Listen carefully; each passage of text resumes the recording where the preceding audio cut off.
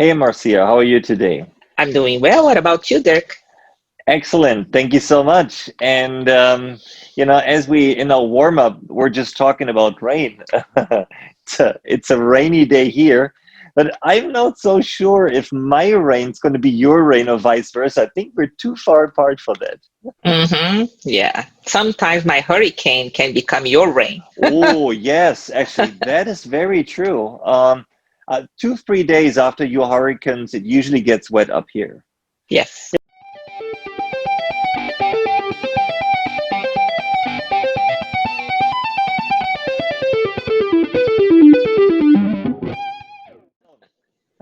Hi everyone, how's your weather? Yeah. This this is Dirk, And this is Marcia. and we're on a mission to make companies more customer centric. Well, if you followed our series, you've heard us talking about some of the main concepts from the customer experience toolbox: customer journey, touch points, moments that matter, or ecosystem. And while these are extremely effective helpers on your path to customer centricity, these are tools. I mean, we fell in love with them, right, Marcia? And we've been Yes. using them all over again and had great successes, but Mhm. tools alone never move the needle. Just because you've implemented Salesforce.com, which can be truly amazing, Mhm. does not mean your organization is now on an unwavering path to customer centricity. Tools are Mhm. cold. People fill them with life. It's like, what good is a racing car if you don't have a driver? What good is Salesforce.com if your people are not filling it with quality information? And we have lots of Mhm. those examples, right? Yes. Yes. Um, Today, we want to start the discussion about the role of leadership in a customer centricity process, or basically any transformation. And we want to mention and we want to talk about the first major hurdle leaders need basically to overcome. And we decided to go with a real life example, something we experienced as consultants to clients. Um, here it comes. So imagine you hire people without proper or non-specialist education. Then you give them basic to minimal training only. You place them at the lowest layer of your hierarchical pyramid. And then, of course, with that, you pay them the lowest salary in the organization. Mhm. And then you ask that group of people to handle 70%, 70% of all your customer interaction. It does sound kind of paradox, doesn't it? It sounds, Dirk. And that's how many companies set up their customer services. Customer service. hmm Yeah. When there are no standards, no appreciation, and what we also found is lack of training. It often comes down to the individual to have a relationship or to build a relationship with the customer, despite of not being truly trained or how the organization set it up. So they go the extra mile, and because they believe in the importance of the relationship with their ability to walk in the customer's shoes, right? They Yeah. use that as Yeah, a they can do that. Yeah. yeah. But the problem is that thinking of customer centricity, that none of these is reliable and repeatable.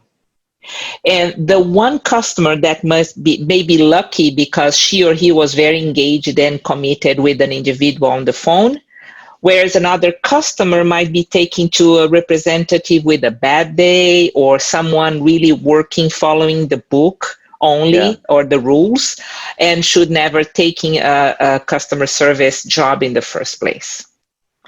Yeah. And I think you and I, and probably everyone who's hmm listening to us has experienced these three hmm things, like a customer service experience that is highly engaged, one that feels like technical, and one where you have the impression hmm maybe that person should be doing a completely job after all. Yeah. But there might be some viewers that say, no, no, no, no, no, the company I work with is different. And to be very honest, we love to hear that. We know there are lighthouses approaching customer experience and, as part of it, customer service in a very different way. And we talk about this quite often, but the situation is that most companies out there, it's oftentimes more the rule than the exception that customer service comes sort of last, especially for those companies that have existed before the 21st century. We always like to say the new economy was built around an idea of the customer, an idea of serving a customer need, whereas those companies who have existed longer than that, they were, founded around a certain product or service. And the customer, for them, the customer has always been more at the receiving end and maybe never at the full center of their attention. True. So, and then when it comes to that example of customer service that I started with, it is some decision. We always like to say this: some decision has been made at the top to run that busiest interface to the customers in a certain way, and that takes us right into leadership territory. And what we usually find is that that decision to do customer service in a certain way is usually never a deliberate decision. It's, I don't know, unintentional or even accidental. And quite often it's a non-decision because it's just a continuation of practice that has existed for decades. Yeah. And it's a different world out there now, right? It is. How the competitive landscape is so different from most products being commodities in a way that, and customers different and different animal too, right? So not too long ago, your customers were used to be treated as a number. And just to remember, there was no internet, no reviews. People couldn't do the shout out about their bad experiences. But today's customer, they want to be seen. They want to be heard, they do. Right? And valued, of course. And it seems that organization is, with a long story, take long way, or it's harder for them to acknowledge that change. Yeah, and that's something we always experience when we work with them. The big question is always for us how to address that. Yeah. So how to help them see that. And I remember in one instance, we did expose a C-suite to a lot of facts that we had gathered around their, let's call it their customer experience.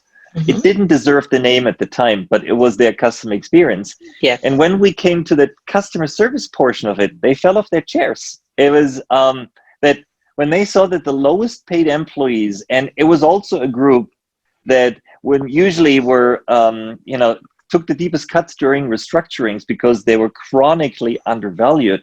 When that group, when they saw that group was handling 80% of all customer interactions.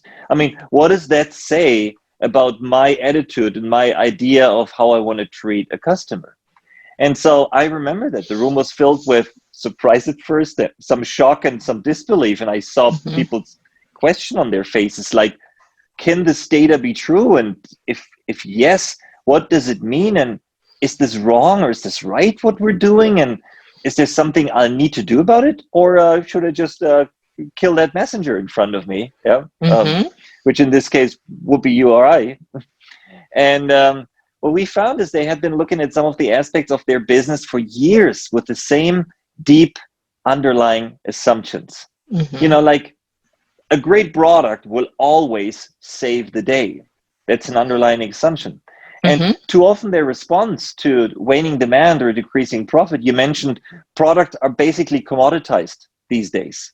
Yes. Yeah. So the typical reaction we see is the same old cut cost, lay off people, optimize processes, work harder, things we've been doing for basically forever.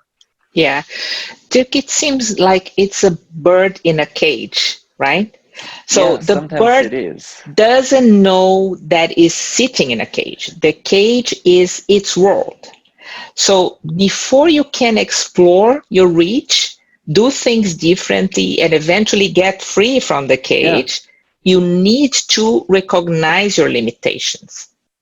Yeah, and talking about this, when you look at the people we usually work with when we start a process, it's senior decision makers, and they are in their late 40s or in their 50s. And just to take one example, they all grew up in a world without computers. Yeah. Yeah, they probably first laid hands on a computer as teens or even later.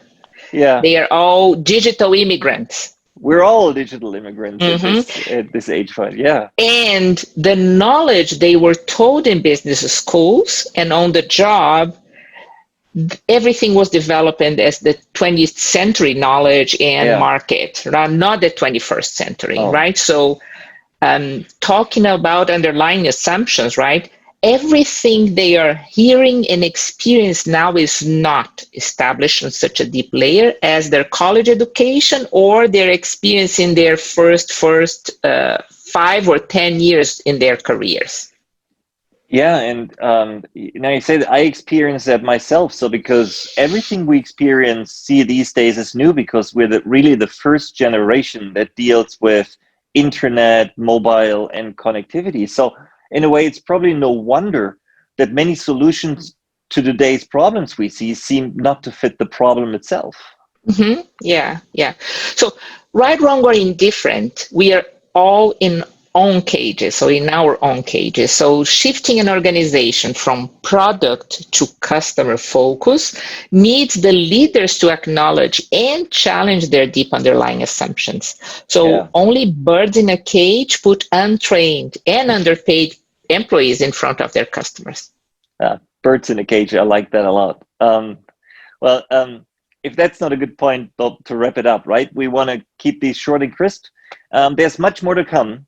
There are many books and smart articles about customer experience or customer centricity, but what, what we want to say today, it's the magic always lies in the implementation. And any customer centricity process you want to start, it has to begin with self-awareness at the top. Now, when was the last time you faced the brutal facts and realized that you should be approaching things maybe from a completely different angle? Mm-hmm. Yeah. Well, we hope you've enjoyed today's episode. This is Dirk. And this is Marcia, and we are on a mission to make companies more customer centric. We are. Okay. Goodbye, everyone. Stay safe. Bye. Thank you. See you Bye. soon. See you soon.